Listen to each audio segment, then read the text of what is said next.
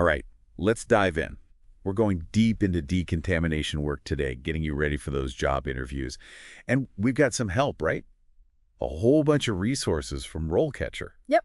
Career guides, interview guides. They even have some AI stuff that can really give you an edge. AI. Okay, hold on. Before we get too far, let's take a step back for a second. What exactly does a decontamination worker do? I mean, it's got to be more than just cleaning, right? Oh, yeah, way more. We're talking hazardous materials, radioactive stuff, sometimes even contaminated soil. Whoa. Yeah, you're basically dealing with like real life danger zones, making sure everything is safe for people and the environment. That's pretty intense. And the RoleCatcher Career Guide really dives into all of that, investigating contamination sources, handling those dangerous materials, and sticking to strict safety protocols. Sounds like a super important job. It is. It really is. And speaking of safety, that's something they're going to focus on in the interview. Want to see that you get the risks and that you're all about following those procedures. No cutting corners. Okay, so let's get into some of those interview questions. First one, it's a classic. Can you describe your experience with decontamination procedures? Now, what if you've never actually worked as a decontamination worker before? That's where you got to think about transferable skills. Even if you haven't had that exact job title, you can still talk about relevant experience from other roles. So, like, what kind of stuff are we talking about here? Well, think about any time you had to follow really strict rules, maybe maintain a super clean environment, or if you had to handle, anything potentially dangerous. Okay, I'm starting to see the connections. So, for example, someone who's worked in food service could talk about sanitizing and keeping their workspace spotless. Exactly. Or maybe you've worked in a lab, right? You could talk about handling chemicals and following all those safety procedures. Makes sense. And this is where RoleCatcher's AI can actually help you, right? Right. You can plug in your work history, and it helps you pick out the most relevant skills to mention. Cool. Like a personalized resume and interview prep tool all in one. Pretty much. But just a heads up. Be ready for follow-up questions. They might ask you to go deeper on a specific project, or about challenges you face and how you handled them. So have some solid examples in your back pocket. Good advice. Okay, let's move on to question number 2. What precautions do you take to ensure your own safety during decontamination procedures? This feels like it's all about showing you're a pro when it comes to safety. Yeah, for sure. This is your chance to really showcase what you know about PPE. PPE. Personal protective equipment, gloves, masks, respirators, the whole 9 yards. You need to know how to use it all properly and why it's so important. So don't just list off every piece of equipment you can think of. Right. Explain how you use each one, why it matters, how you check for damage before you even put it on. You could even say something like, I always double check that my respirator fits snugly and that the filters are fresh, because even a small leak could mean exposure to hazardous materials. perfect, exactly like that. Shows you're not just going through the motions, but you really get it, You care about safety, yours and everyone else's. Now, I bet they might throw in a curveball here. Something like, what if you saw a coworker not following safety procedures? Ooh, yeah, that's a tricky one. They're seeing if you'll speak up, even if it's a little uncomfortable. So what's the best way to handle that? You have to show them you're willing to say something. Even to someone with more experience, you could say, I'd remind them about the safety protocols, politely but firmly, explain that what they're doing could be risky. And if they kept ignoring the rules, I'd tell a supervisor. That shows you're not afraid to take action. Safety first. Exactly. And that's a big deal in this line of work. Okay, makes sense. Question number 3. How do you ensure that decontamination procedures are thorough and effective? It's not just about scrubbing hard, right? It's got to be more to it. It's about being systematic, having an eye for detail. You need to walk them through your process, step by step. Okay, so let's break it down. What would be a good starting point? Well, first, you'd visually inspect the area, right? Looking for any little cracks or hard-to-reach spots where contamination might be hiding. Ah, I see. Then you'd choose the right cleaning agents based on what kind of contamination you're dealing with.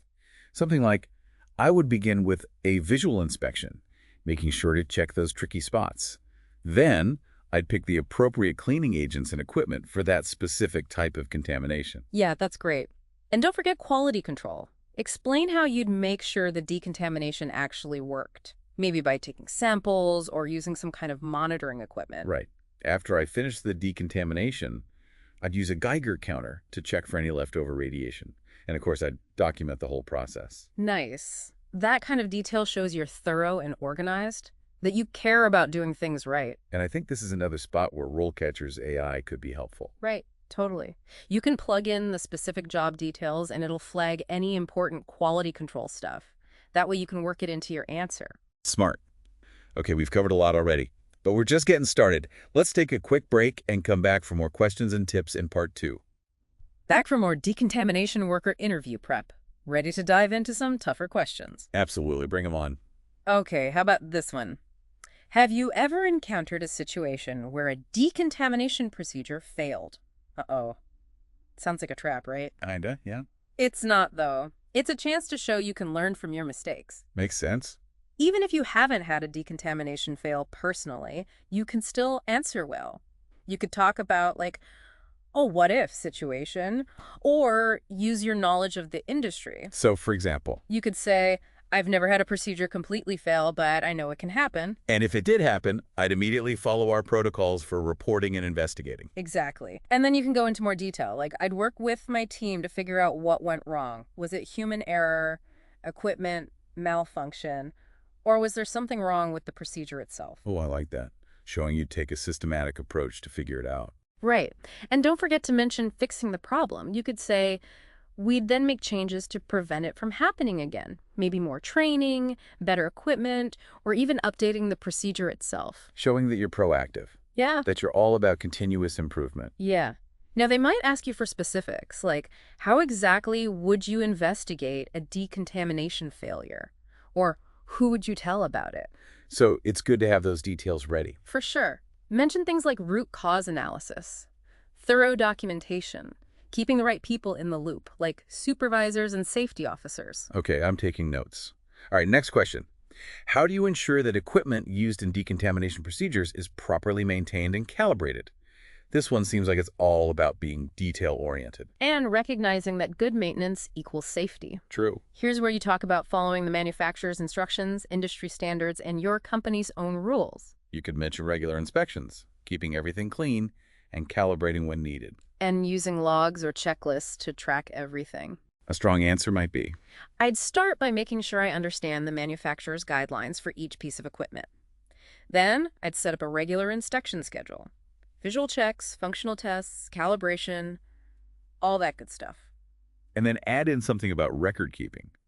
I'd keep detailed logs of all maintenance, noting any problems or repairs, so we have a complete history for each piece of equipment. Love it. Okay, now for a curveball. What happens if you find a piece of equipment that's not working right? Safety first, I'd take it out of service immediately, label it as defective, and report it to my supervisor and the maintenance team. Yes. And to go above and beyond, you could add, and I'd let my coworkers know too, so no one tries to use it until it's fixed. Great point. Okay, question number 6. How do you handle hazardous waste generated during decontamination procedures? This one's all about regulations and protecting the environment, right? Exactly. You want to show them you know how to handle, store, label, and dispose of hazardous waste properly. This is a good time to mention any relevant training too, like Haze Wolper. Right. But don't just say the name. Explain what it covers and why it matters. You could say something like, I'm HaziWoper certified. That means I've had training on handling hazardous waste safely. I know how to use the right containers, label them correctly, and follow our disposal procedures. It is important to stay up to date on any changes in regulations. Right? Oh, absolutely. You could say, I always check for updates to local, state, and federal regulations about hazardous waste. Got to make sure we're always in compliance. That's a good point. They might even ask you, what are the specific regulations in your area? Be ready for that one. Know which agencies are involved, like the EPA. It's even better if you can name a specific regulation you're familiar with. That shows you really know your stuff. All right, ready for question number 7. Hit me. How do you ensure that decontamination procedures comply with regulatory requirements and industry standards? So it's not just about hazardous waste anymore. It's the whole shebang. You got it. It's your chance to prove you're on top of all the latest rules and best practices. Okay, so talk about specific regulations and standards, like OSHA guidelines, EPA regulations, and anything industry-specific. Yep. And mention any training you had in regulatory compliance, or how you stay informed about changes. Maybe you read industry journals or take courses. A solid answer might be something like, I make sure to stay current on all the relevant OSHA and EPA regulations. I go to conferences and webinars so I know what's new. Nailed it. And remember, RoleCatcher's AI can help you here too. You can plug in the company and job title, and it'll tell you which regulations they really care about. So helpful. They might even follow up with, tell me about a time you had to change a decontamination procedure because a new regulation came out. Ah, yes. Another chance to show off your problem-solving skills. Think of a situation where you had to adapt. Maybe you had to rewrite procedures, retrain staff, or implement new safety measures because of a regulation change. Have a good example ready. Okay, we're on a roll. Let's take a quick break and then finish strong with the last 2 questions in part 3. And we're back, ready to wrap up our decontamination worker interview prep. Let's do it. We've talked safety, procedures, regulations. Now it's time for efficiency and adaptability. You got it. These last 2 questions, they're all about showing you can get the job done right, safely and efficiently, no matter what comes up. Sounds good to me. All right, question number 8. How do you ensure that decontamination procedures are efficient and cost-effective?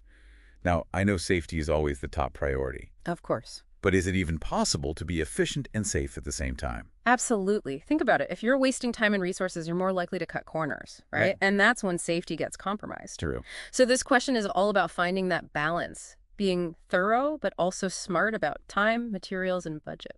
Got it. So how do we approach this one? Talk about your process. How do you streamline things, minimize waste?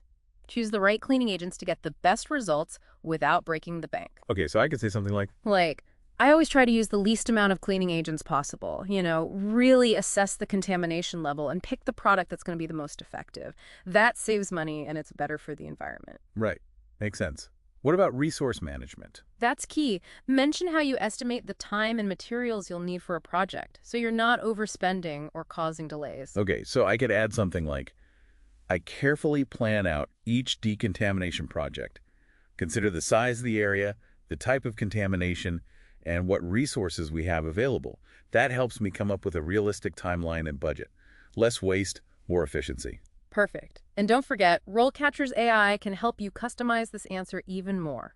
Plug in the company details and the job title, and it'll show you if they focus on any particular cost-saving measures or efficiency metrics. Oh, that's so useful. I bet they might ask a follow-up question here too. Something like, Tell me about a time when you had to make a decision that balanced safety, efficiency, and cost. They want to see that you can handle those tough calls. right. So have a good example ready. Maybe you had to choose between a faster but more expensive decontamination method or a slower but cheaper one. Explain how you made the best decision for that situation. Yep. It's all about showing you can think on your feet and prioritize safety while being mindful of those other factors. Makes sense. Yeah. Okay, last question. How do you ensure that decontamination procedures are adaptable to different environments and contamination types? This one seems like it's about being flexible. It is. Decontamination work can take you to all sorts of places, right? Industrial sites, labs, even people's homes. That's true. And each place will have its own unique challenges and types of contamination to deal with. So how do I show them I can handle that variety? Talk about your experience. Have you worked with different hazardous materials in different settings?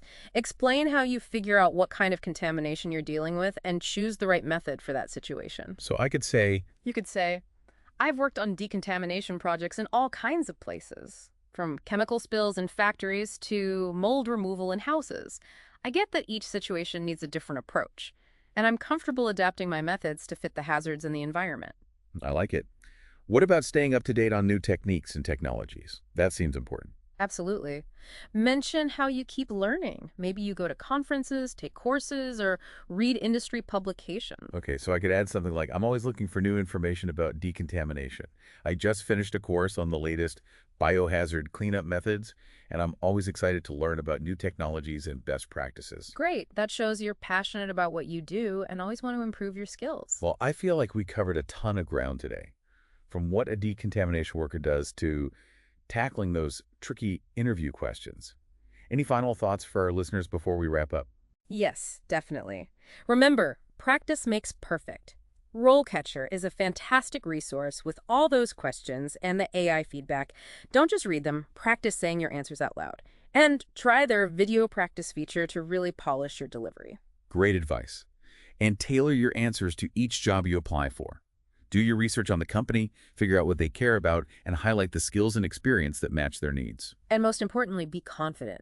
Believe in yourself, show them your passion for safety, and let your knowledge shine through. You've got this.